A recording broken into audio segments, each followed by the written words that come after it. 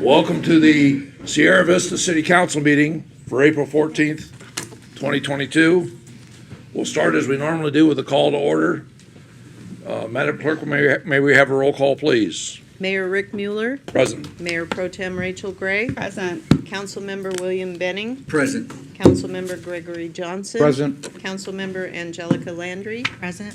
Councilmember Mark Rodriguez. Present. Councilmember Carolyn Umphrey. Present. Mr. Mayor, you have a quorum. Thank you very much, Mrs. Adams. We start tonight, as we always do, with the invocation and the Pledge of Allegiance. Tonight, the invocation will be led by Justin McPeak, the Thunder Mountain Church, and the Pledge of Allegiance will be led by Ms. Umphrey. Will you please rise as your faith would indicate? Join us in prayer.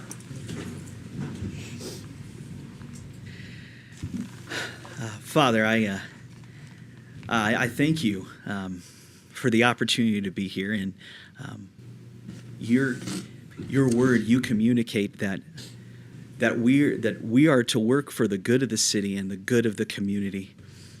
And so I thank you, and I appreciate and respect the leaders that you have established for this season to do exactly that, to work for this city's good, to work for the good of this community. And I thank you for their commitment to do that. And I just pray and ask that you would bless them, that you would allow them to make decisions, to continue to make decisions with integrity and purpose that work for the good of the city, that you would give them wisdom and guidance and direction in all they seek to do. And tonight, a number of decisions, there are a number of things on the agenda that require insight and conversation and direction and wisdom. And Father, I pray that you would provide that, and you would give that to this group, these leaders, this evening. And I ask all this, and I pray this in your name, Jesus. Amen. Amen. Please join me in saying the pledge. I pledge allegiance to the flag of the United States of America and to the republic for which it stands, one nation, under God, indivisible, with liberty and justice for all. Thank you. Please be seated. And thank you, Pastor, and thank you, Ms. Umphrey. First item is the acceptance of the agenda. Dr. Landry. Thank you, Mr. Mayor. I move that the agenda for a regular city council meeting of April 14th, 2022 be approved. Second. It's been moved and seconded. Any amendments, comments, questions about the agenda? None. Seeing none, I'll call for the question. All those in favor? It's unanimous. Thank you very much. We'll next move on to awards and presentations. And first tonight, we've got the 2021 Firefighter Awards. And Chief Jones, I'll join you up front.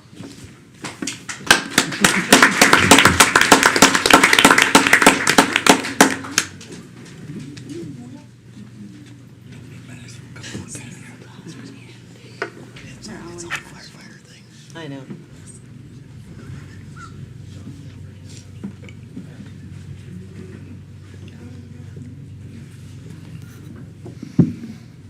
All right, Mayor, members of council, thank you very much. It is my privilege to recognize our 2021 award winners. And there's 4 awards. We have special recognition, EMT, paramedic, and firefighter, and I'll read the citations from each of them and the first one is special recognition. This year's Special Achievement Award winner is Captain Sean Mott. Captain Mott is an all-around outstanding person and leader within our organization. He consistently looks for ways to improve himself, those around him, and our overall customer service delivery. This past year, we met quite a challenge with staffing and scheduling of our EMS division. Captain Mott stepped up to the plate and took it upon himself to evaluate the situation. He spent many weeks interviewing each one of our EMS division employees to hear from them what would help alleviate some of the staffing issues we were facing. He then meticulously worked on a schedule proposal that would best meet our operational needs to serve our citizens and Fort Huachuca. Once the schedule was in place and ready to roll out, COVID complications struck again, and the original plan had to be scrapped. Captain Mott stepped back up to the plate and fully revamped the schedule to meet the new needs that COVID required. He is dedicated, professional, and very capable public servant and leader. For this reason and more, we are proud to name Sean Mott our 2021 Special Achievement Award winner. Congratulations.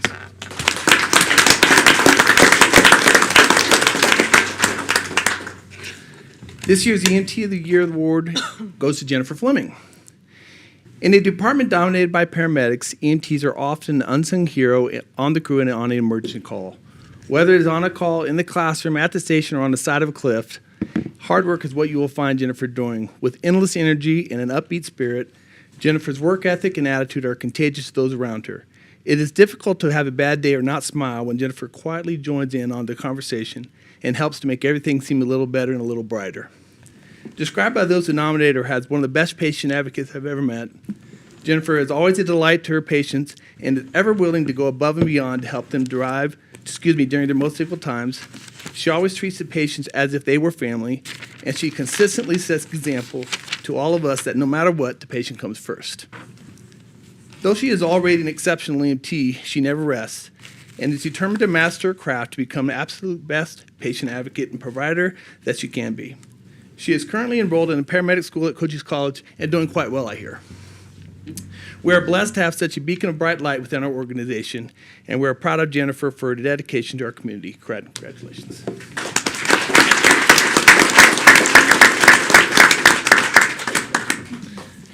This year's Paramedic of the Year is Hannah Sovar Knox. Accounting for more than 90% of the total calls for service, emergency medical calls are by far the most frequent opportunity that we have to serve others and to make a positive impact on the lives of our community members. It came as no surprise to find that Hannah received the highest number of nominations for this award. It speaks to her character, her work ethic, her attitude, her knowledge as an excellent emergency medical provider. Hannah has been described by her peers and supervisors as a paramedic who is exceptionally knowledgeable, loves to be busy, loves to run calls, and who has an excellent caring bedside manner with all of her patients. Aside from enjoying her job running emergency calls as a paramedic, she loves education, both as a student and as a teacher. She loves to teach, mentor, and help other paramedics in EMT as she helps guide them with her impressive knowledge base and skill set.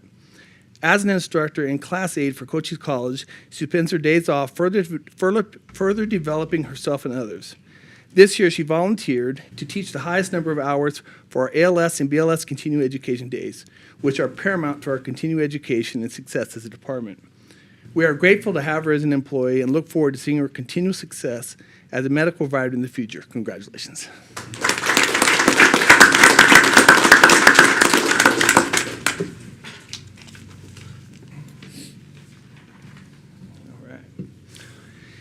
And this year's Firefighter of the Year is Captain Adam Sadoff. In an organization filled with brave, talented, and dedicated employees, it is a challenge to discern who is most deserving of this prestigious title of Firefighter of the Year.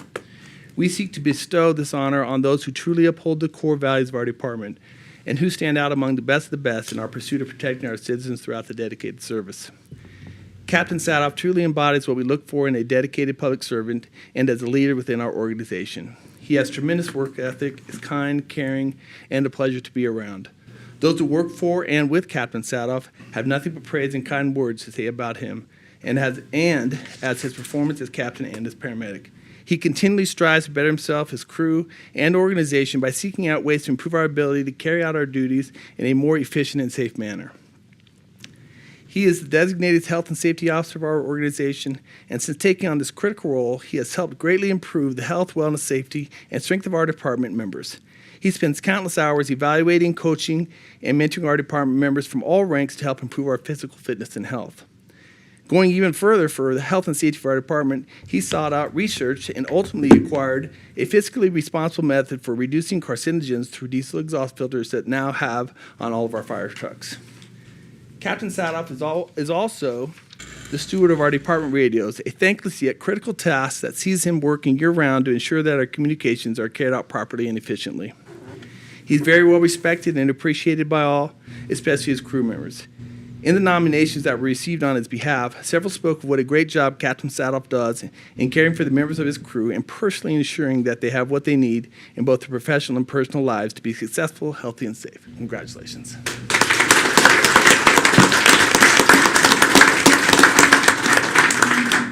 This is the 2021 Service Fire Medical Award winners.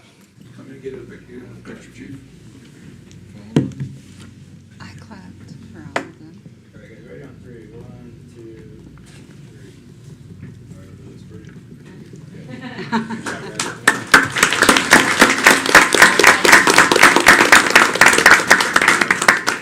Get back. Thank you.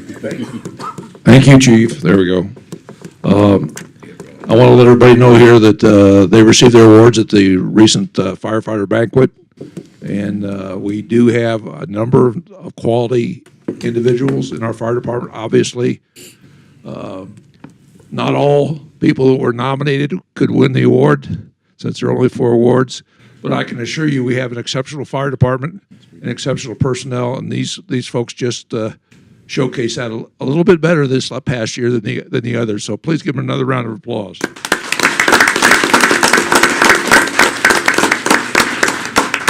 Next, we have the WaterWise poster contest, and I'd ask Ms. Cosmider to come up. And I guess we're going to start with the 4th grade award winners first.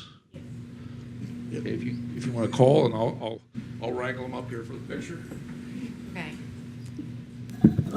I want to make sure that everyone gets to at least see these posters because they're really great. Let's see. Just to give a little bit of background, let's see. I don't know who I should look at. This contest, it's the 25th year that the WaterWise program has done it, which is pretty awesome. And while there were not quite as many people who gave posters this time around, there were still a lot of great posters. And we're really excited to announce the winners. Okay, so, oh, and yes, you kids, I'm sure you're not forgetting, but don't forget to go to the pool party tomorrow, okay?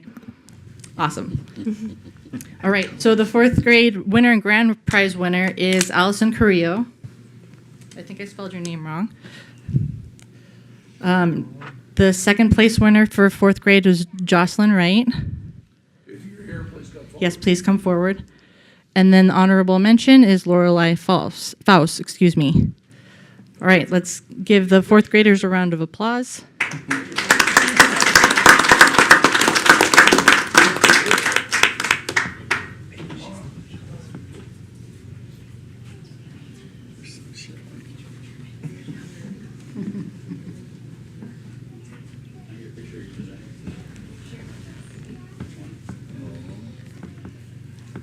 Get in there, Miss Mary.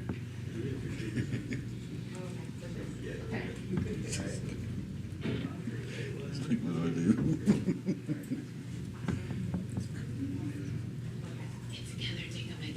Yeah, we're going to get all put together here to take pictures. So take your poster, put it in front of you so people can see your poster.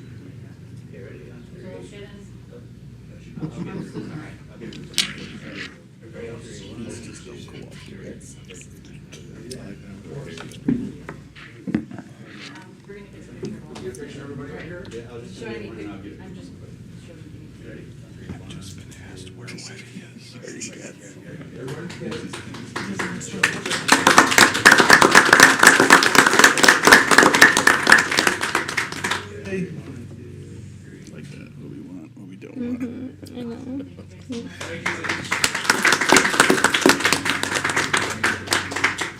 That's cute. We should do some our council presentation. And for our 6th grade winners, Oh. I'm not sure if they're here today, but we're going to recognize them either way. So the 1st place winner for 6th grade is Corinne House. And 2nd place winner is Kyle Flaherty. Super wetty. Oh, look at that little water guy. He's got a name. So I'm not sure that they're here today, although they said that they were going to come. But are Right either on of you his here today? seat. Okay. All right. Well, then let's give a couple of seconds to look at their awesome posters. Yeah. Like, what a great turtle is that? Yes. As you might have noticed, the theme this year is Our Water Choices Matter. And I just wanted to kind of give an impression that all the choices that we make every day regarding water. Can I have the regular microphone? Oh, look at the water guy. Is it cutting out? Okay. Or I could just use my classroom voice. Right? So the goal that I wanted to kind of get across to everyone is that each choice that we make with regards to water is really important. And so as you can see, these posters did, especially the grand prize poster, did a really good job of balancing like a bold message with the kinds of things that we should be doing to make better water choices. All right, and I know that we have a lot to get to today, so just a really quick thing, I wanted to mention that April is Water Awareness Month. It was designated through the Arizona Department of Water Resources. And so if you're interested in learning more about water conservation, please feel free to visit waterwise.arizona.edu. We have lots of resources available on the website. And I think that's it. Thank you very much.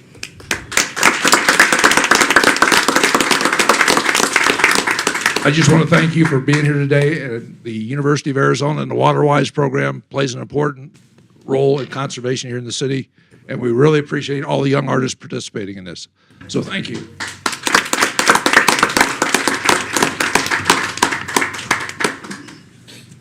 Next, I've got a couple of, actually I got 3 proclamations, and I'd ask Sergeant Boltinghouse to come forward, please.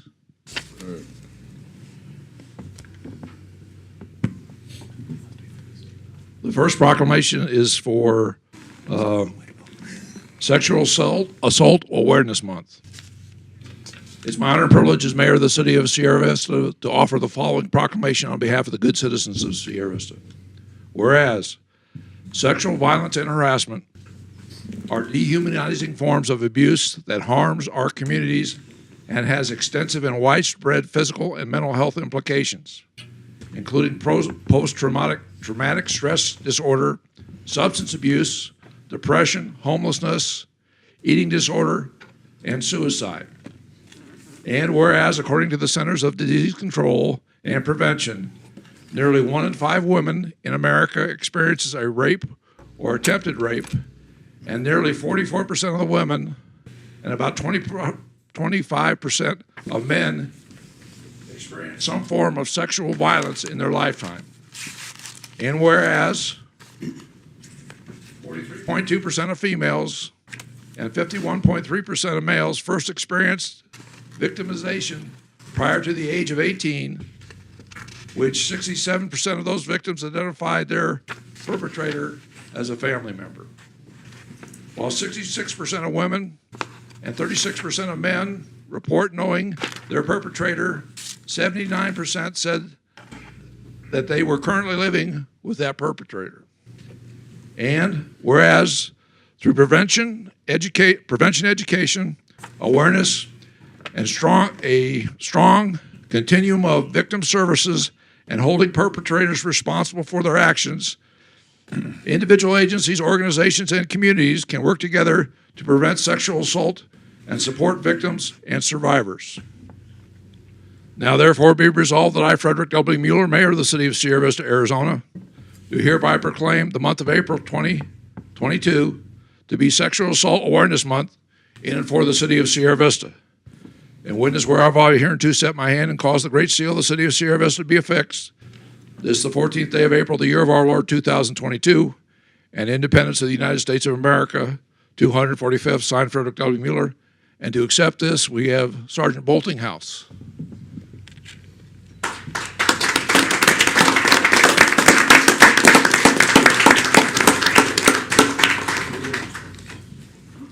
Actually, the representatives from the Cochise County Family and Community Coalition, if you guys want to come up really quick. Yeah, please. Yes, please.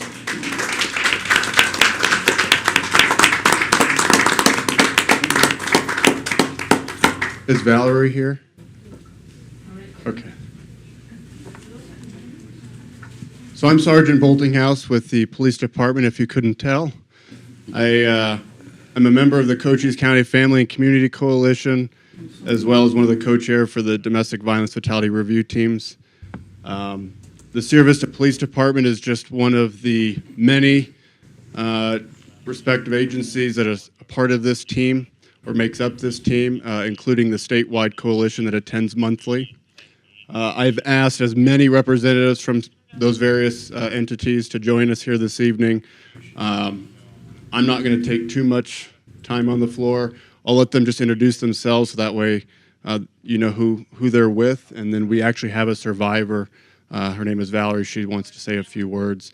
Mayor, I appreciate the proclamation as well as the City Council.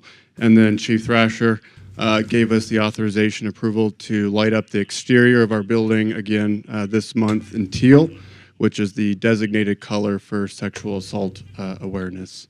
That said, I'll pass around the mic. My name is Brianna. I am with Catholic Community Services. This is Sherry. She's an advocate as well with Catholic Community Services. We offer emergency shelter services at the Forgash House in Sierra Vista and the House of Hope in Douglas. We provide shelter services to victims of sexual assault, domestic violence, or victims of crimes.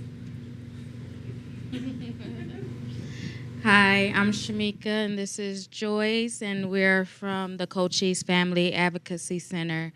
We're both advocates. She's a lead advocate and volunteer coordinator. I'm also the forensic interviewer. We provide services for victims, men, women, children, family, sexual assault nurse examinations, forensic interviews, resources, just confidentiality program. What else?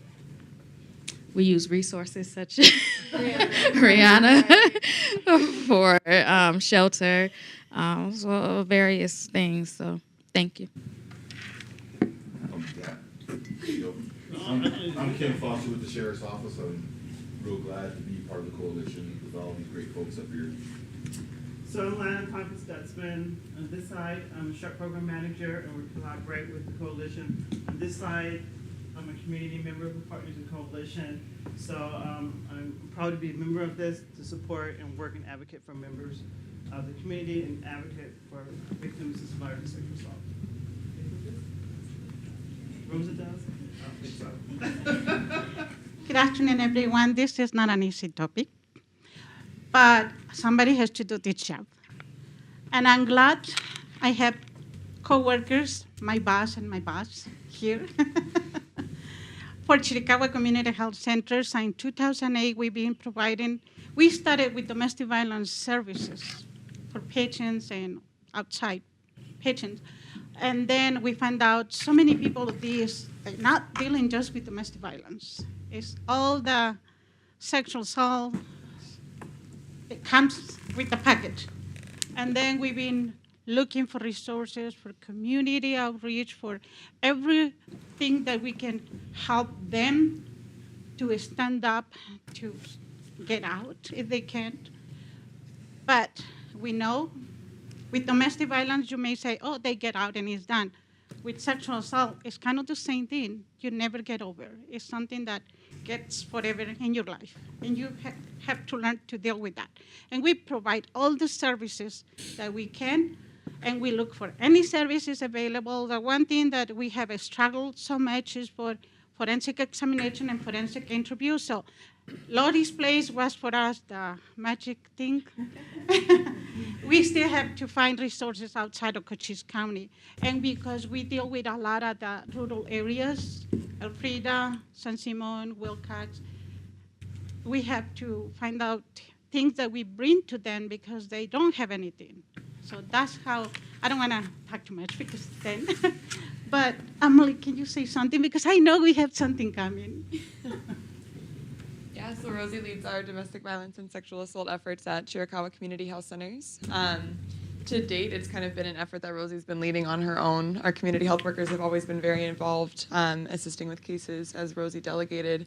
But right now we're shifting into kind of a new format in our structure, building out an entire domestic and sexual assault program that is on its own that Rosie will be coordinating and supervising. So I'm really proud to be working with her, proud to see the work that she does and how much she cares about the people that she serves.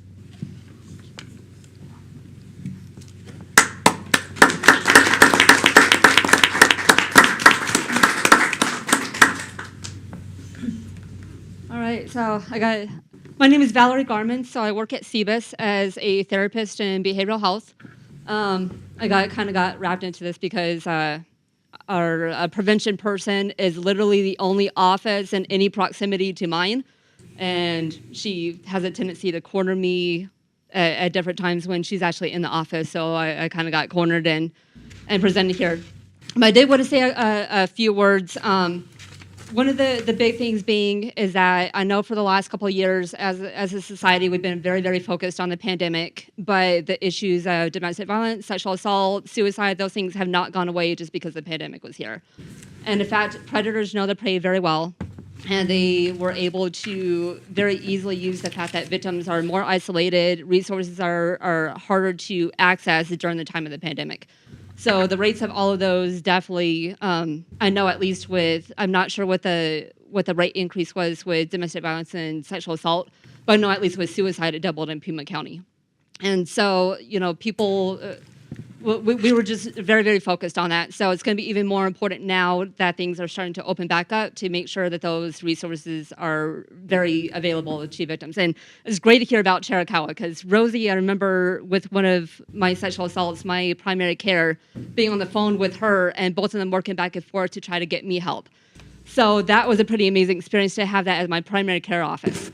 So if we could have more primary cares involved with that, more of those external resources that we wouldn't think to use for sexual assault, that's awesome that you guys are doing that. I didn't know you guys were doing that there.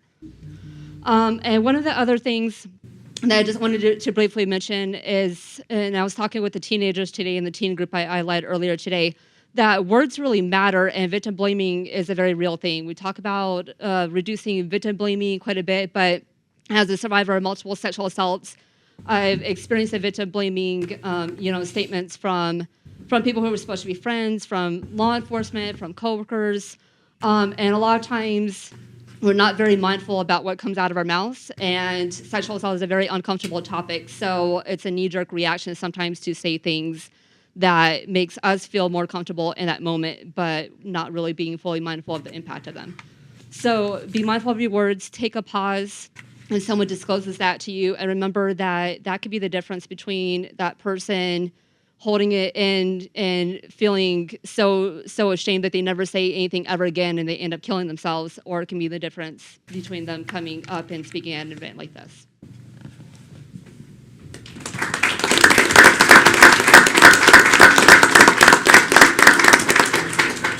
For a picture a little bit. There you go. Everybody pretend like you like each other now. All right. You're the small one.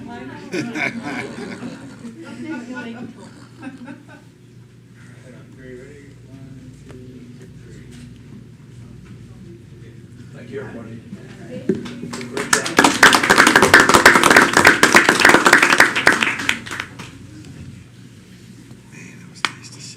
Next up, we have a proclamation for Fair Housing Month. And Matt, you can accept this? Sure.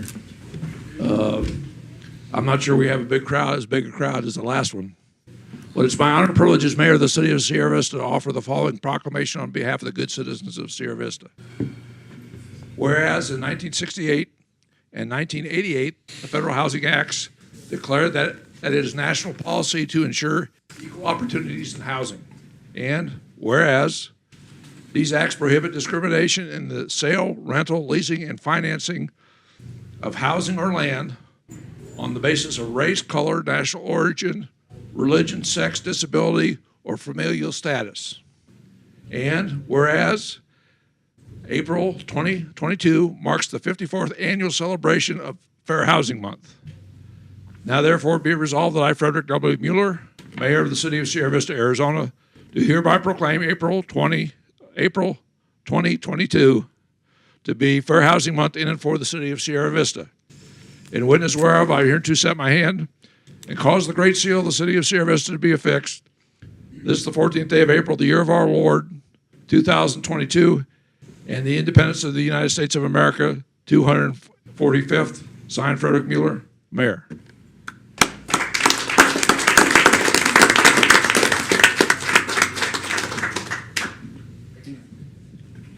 Thank you, Mr. Mayor, for the proclamation and reiterating the city's commitment to furthering fair housing in our community.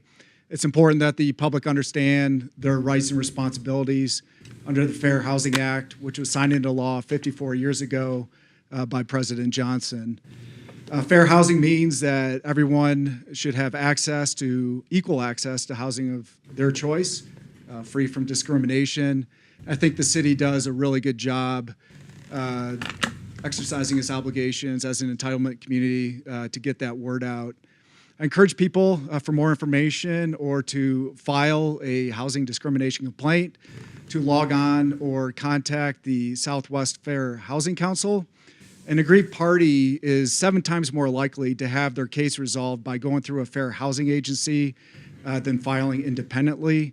They are a nonprofit. They will handle your case at no charge. And so again, if you need assistance, I encourage you to reach out to the Southwest Fair Housing Council. Thank you, Mr. Mayor. Thank you, Matt.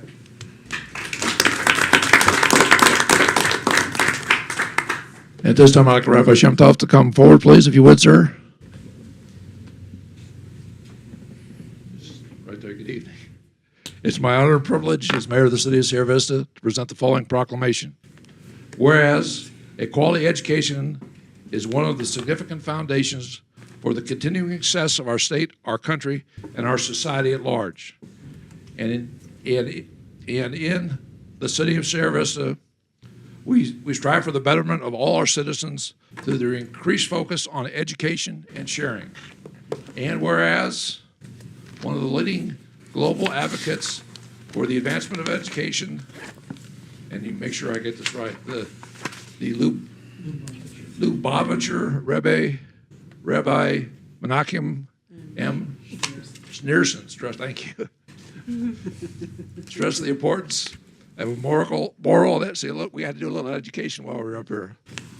Stress the importance of a moral and ethical education as the bedrock of humanity and the hallmark of a healthy society, and strongly urge that education be reinforced by the inculcation of strong moral values, and whereas such an education can nurture the unity of diverse peoples through encouraging increased acts of goodness and kindness, imbued with awareness that every single positive act of an individual can make a major impact on the world.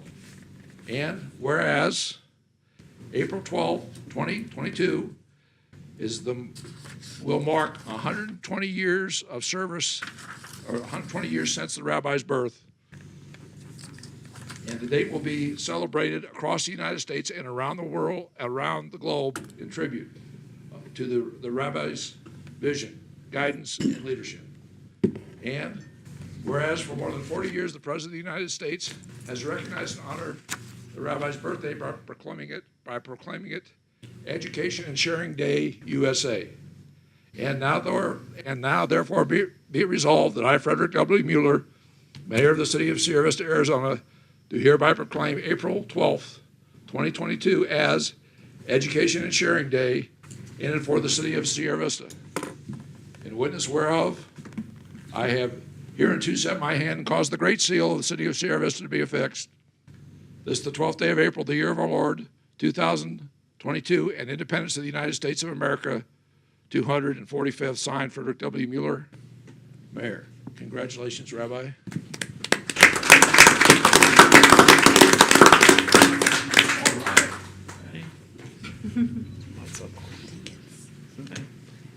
We're standing on the eve of Passover in the Jewish faith, which is the holiday of freedom. And one of the things that I learned this year was being free is not necessarily a good thing. It doesn't create law and order. What creates the importance of freedom is recognizing the importance of government, the importance of equality, the importance of recognizing that each person has a purpose, and through us learning about each other and engaging with each other, that will help us have the true freedom where we will be united as one entity.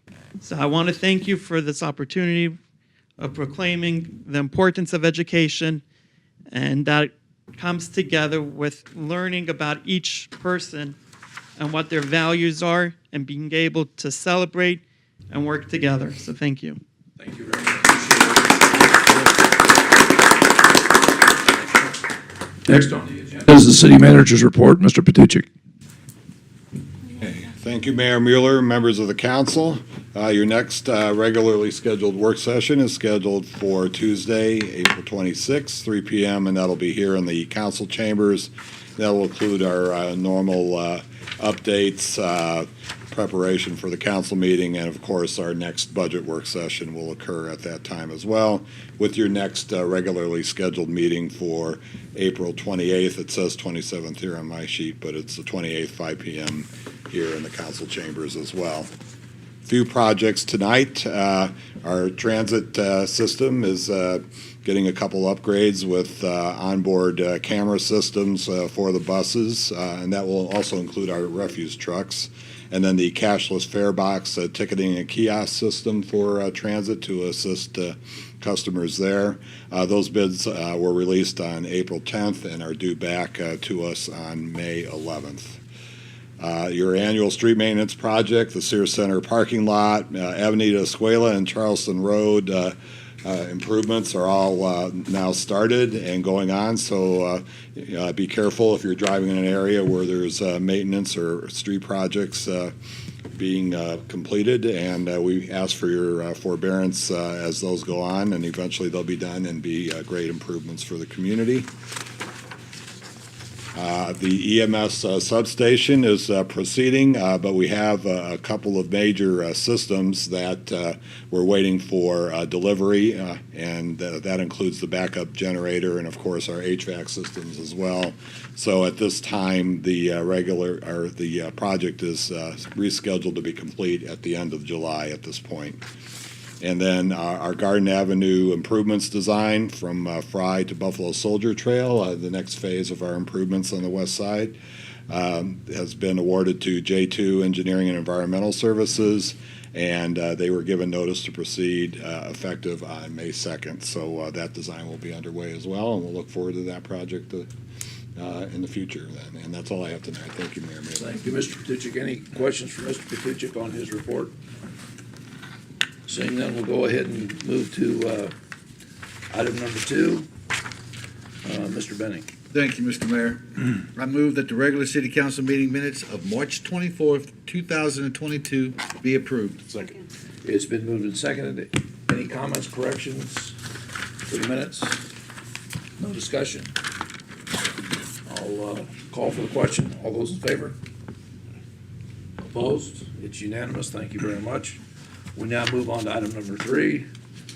Mr. Johnson. Thank you, Mr. Mayor. I move that Resolution 2022-017, authorization to accept the Arizona Department of Homeland Security grant funding, which is called Operation Stone Garden Grant Program, agreement number 210426-01, be approved. Second. It's been moved and seconded. Chief Thrasher, may we have the staff report, please? Thank you, Mr. Mayor, members of council. The resolution before you is to accept a grant from the Arizona Department of Homeland Security for Operation Stone Garden. Operation Stone Garden remains focused on supporting state, local, tribal law enforcement agencies to prevent, protect against, and respond to all threats dealing with border security issues. State and local agencies that participate in Stone Garden enforce state law and coordinate enforcement efforts with federal partners to provide overlapping layers of public safety for the communities they serve. The agreement before you is to accept the grant in the amount of $83,913 for overtime and employee-related expenses and $12,460 for mileage for the vehicles in use. We do deploy regularly in conjunction with U.S. Border Patrol with Operation Stone Garden, and these funds are also being currently used to participate in Operation Safe Streets that is currently operating in the evenings. I'll be happy to answer any questions. Thank you, Chief. Questions for Chief on Operation Stone Garden? Just to clarify that the PSPRS is also included within that grant. Within the employee-related expenses, Okay. and And that's the public service retirement system, so for those folks that I'm sorry. aren't up on acronyms. Okay? So any further questions? Any further discussion? Thank you, Chief. I'll call for the question. All those in favor? Opposed? It's unanimous. Thank you. It's always good to get some of our federal tax money back in the city. Right. Okay, we're now up to item number 4. Mr. Rodriguez, or Councilman Rodriguez.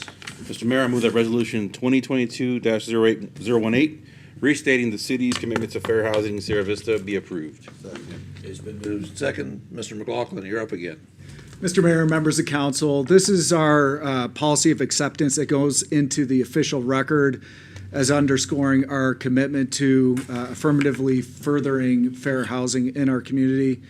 that we as a community don't condone discrimination in the sale, rental, or financing of dwellings, that we refer all persons that feel that they have been discriminated against to the Southwest Fair Housing Council and other state and federal agencies that may be appropriate, that we will publicize this resolution to heighten awareness and distribute fair housing brochures and posters at information kiosks across city facilities. Again, this is a requirement for receiving community development block grant funds that we do each April to commemorate Fair Housing Month in the city. And I'd be glad to answer any questions. Thank you, Mr. McLaughlin. Questions for Mr. McLaughlin? Seeing none, I'll call for the question. All those in favor? Opposed? It's unanimous. Thank you very much. Item number 5, Mrs. Humphrey.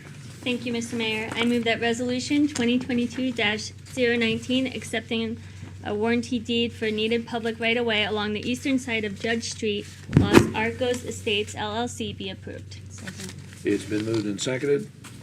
Mr. McLaughlin, may we have the staff report, please? Mr. Mayor, members of council, as was mentioned at the work session on Tuesday, the city is in the process of preparing a grant request to make accessibility improvements within our transit service areas. One of those locations is along the eastern side of Judd Street between Timothy Lane and Busby Drive, where we're hoping to install curb gutter and a multi-use path along the east side. When Solger subdivision was originally platted, it included a half street width on the west side, 25 feet wide.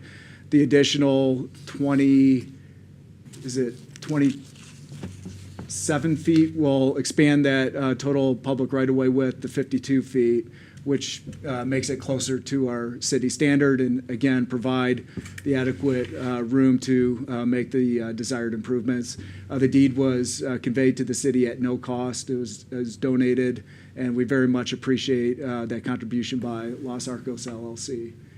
And that concludes my presentation. Thank you. Thank you. I have a comment. When you said it was the 25-foot where it was platted, it was actually platted in the county, so that's why it was so small. Thanks for that clarification. I wasn't here at the time. It wasn't platted. It wasn't platted in the city. We basically annexed them after we assisted both our area in that location as well as the county area with their sewer and the water, so that they didn't have to replace all their septics. Okay. That was before you got here. Interesting. Yeah. So, any other comments or questions? Okay. I'll call for the question. All those in favor? Opposed? It's unanimous. Thank you very much. We now go to call the public. I've received nothing from the clerk on people that want to address us tonight. So is there anybody that would like to address the council tonight? Seeing none, I'll close the meeting to the public. We now go to the comments and requests of council tonight. We start with Councilwoman Humphrey. Thank you. I want to congratulate our firefighter and medical award winner, medical services award winners, and to the Waterwise poster contest kids. I got to see a bunch of them showed up to school board meeting to receive a token there too, so they're making their rounds, but they did a great job. And I also, we had the Sierra Vista Police Department volunteer luncheon today, and one of which, Councilmember Johnson, over 1,000 hours of volunteering. I can't remember how much money that saved us. Just combined, it was over 200,000 hours that these volunteers have given, and we're extremely appreciative, and it's great to see all of them get recognized this afternoon for their hard work. And then also, I wanted to share that the city is putting on a trivia night at the Horned Toad on April 19th. They're doing a Tuesday trivia. They're starting that. And it's going to be, the reason I want to mention this one specifically, it's a West End trivia themed trivia night. Oh. Yes. So read about your Sierra Vista history. Right. I have some books. I don't know how accurate they are. You never know. But yeah. And then what else? else. Well, oh, and for those who celebrate, happy Passover and happy Easter this weekend. That's it. Thank you. We're next up to Councilwoman Landry. Thank you, Mr. Mayor. Thought you were going to share about celebrating the animals. You know what? I have a couple weeks, so I'm just going to Okay. Celebrate animals every day. Yeah, and it's going to be there's going to be a lot of things going on this weekend, so definitely check those out. On Sunday, there's an Easter egg hunt at Veterans Park. It starts at 2:00. There'll be a mini hunt for ages 1 through 10 in front of the stage. So if you know anybody that might be interested in that, take them out. It's going to be a good time. And then at 2:30, there's going to be the big Easter hunt for all ages, and there's going to be some special things there. And there'll be the Easter Bunny, so that'll be a really good time to get out there with family and stuff. And I also wanted to say that mental health matters. Sometimes what we see externally is not necessarily what's going on internally. So I just want to encourage everybody to, reach out to one another. It's not being weak when you ask for help. It's actually being very strong. So let's just be there for one another, and let's be kind to one another, and have a very safe weekend. Thank you. Councilman Johnson. Thank you, Mr. Mayor. I had the pleasure of attending that volunteer thing that was put on by the police department. Thank you, Chief Trasher and the command staff, and Lily Perry who put it together. I just wanted to make a record of the volunteer hours at our local police department. There was a total of 8,132 hours of volunteer time in 2021, which is tremendous. It saved our city, based on an hourly rate that we would have to actually pay somebody for that position, it saved the city $139,388.76. I don't know where the 76 cents came in. That was probably me. I've had the pleasure of volunteering at the police department. I'm in my 8th year now, and I feel I'm giving back to the community, helping my friends at SVPD, and I'm very proud to be part of that organization. That's all I have, Mr. Mayor. And we thank you for that, Greg, for your additional service. And that just is an indication of how powerful volunteerism in the city can be, whether you're doing it for the city, the fire department, the police department, or whether you're in one of these agencies that got the proclamation for the sexual assault. Yeah. Volunteerism is very important. We couldn't live without all our good volunteers. And so next we go to Mr. Benning. Thank you, Mr. Mayor. First, I want to thank Justin McPeak for blessing us tonight. It's always a pleasure. And then kind of want to talk about things that happen within the city. So we have, with Child and Family Services, we have a thing called Kids World, if you ever heard about. The last one, we had 78 participants, which is amazing. We also do a thing called Splishy Splashy Story Time at the Cove. For young kids that can't swim, they pull them into the little shallow area we have, and they read them stories, and they interact with them. So good things that Legion and Library Services and all them are doing. I want to remind everyone about the West Fest coming up April 30th between 3 and 9 down North Garden Avenue in the West End. I also want to let businesses know, if you're watching, and for everyone here, a reminder that your local Chamber of Commerce annual gala is on the 29th from 5 to 8, and I think you can still get tickets. And Mr. Mayor, other than that, be blessed, and thank you. Thank you, Mr. Benning. Mr. Rodriguez. Thank you, Mr. Mayor. Just a few things to put out today. First, I just want to mention, kind of on a side note, there was a line of duty fire death in Mesa recently on Friday, April 8th, Salt River Fire. The firefighter who passed away, Brendan Bessie, was actually a part of our fire department for a very small time here, so he did have some ties to our city. The other firefighter, Tyler Packard, involved. He was critically injured, but he did not pass away. So there's a GoFundMe for him. And I just want to thank the local firefighters who are going to support them this weekend. They're doing the watch. They're part of the ceremony, pallbearers, things like that. So I really appreciate them supporting their fire brothers in that. As well as I want to congratulate them for getting their awards they got here today. And it was as well as an honor to go to their banquet. I did enjoy the WaterWise Awards. I'm going to try to take a 10-minute shower instead of a 20-minute shower based off the drawing they gave me. My hair has gotten longer, so I do take longer showers, but I'm going to try to cut that out because I want to help out. I want to do my part. I also want to thank the local area. So we had there was a wildfire here on Sunday. You can see it from our city out to the Dragoon, so it's kind of scary to see that, right? But they did a very good job. It was the Middle March wildfire out there in the Dragoons. The incident commander was Carlos Torres, and he did a very good job with the engines he had, the hand crews, Tombstone Fire, State, U.S. Forestry Service. They did a great job of putting that out. Getting the control. It was about 455 acres that were affected during that thing. So those guys did a really good job out there and protected our local area.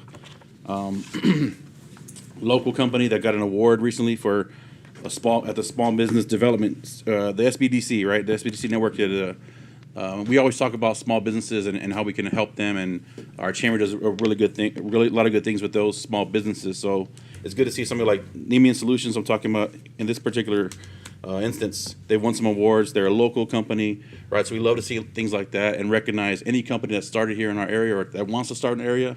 You know, we keep talking about we want to get them together, right? Exchange notes, see what works, see what doesn't work, and we can keep growing these companies locally and expand out and represent our city or other places. So I really like to see things like that. And I believe that is all I have. Oh, I'm also, I really appreciate Village Meadows. They're letting me go on a field trip with them tomorrow. Right, so I get to take a bunch of kids on to Cart Canyon, so pray for me. And hopefully no risk is involved. But that's where I'll be tomorrow. I was going to say behave because I don't want to get a note from the principal. All right. That's all I got. Thank you, Mayor.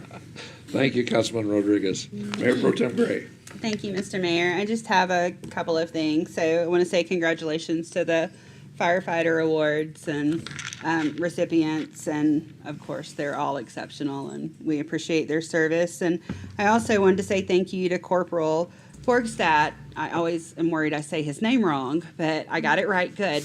A lot of times it's just Scott to me. So he took me out this morning and took me around and kind of showed me and gave me a lay of the land on our homeless population. And we made contact with some people and then got to see some areas that had homeless camps that had been cleaned up and moved. And as usual, just super impressed with the job that our police officers do, the contact and the humane way in which our officers never fail to treat our people and the people that they meet exceptionally well. And I truly appreciate the kindness that they show to everyone. So thank him and thank you for that and your leadership. And also, I think it was this week, I attended the West End Commission meeting. This has been a long week already. Okay. Was it Monday? This week. Yeah, this week. And I will have to say, those are some of the most enthusiastic commissioners I have ever seen. They are very enthusiastic about the West End. And I left the meeting very excited, even more than I already was about the West End and West Fest and what was happening. So I just want to say thank you to them for their service. And that's all I have. Yeah, thank you very much. And I just also mentioned that not only do the police do a good job with homeless, but also community development is involved with homeless camps as well, and they do a great job of cleanup around the town as well. So I want to thank them for that as well. As the good rabbi reminded us, it's Passover and then Easter this weekend. There is a 6 o'clock sunrise service on Sunday in the park for Easter. If you're traveling over the weekend, and some people will have either Friday off or Monday off, depending on who they're working for, and you make trips out of town, make sure you're driving safely. You're watching for the other guy. I don't think on Easter we put out a patrol for drunk driving. So I think at least some of our officers will be safe. I want to thank everybody for that, and appreciate the staff's work on the meeting tonight. I know we had a lot of stuff in the beginning, but the 3 items that we did were important, and they did in fact take a lot of staff work and time, so that's appreciated. Seeing nothing else before the council, meeting's adjourned.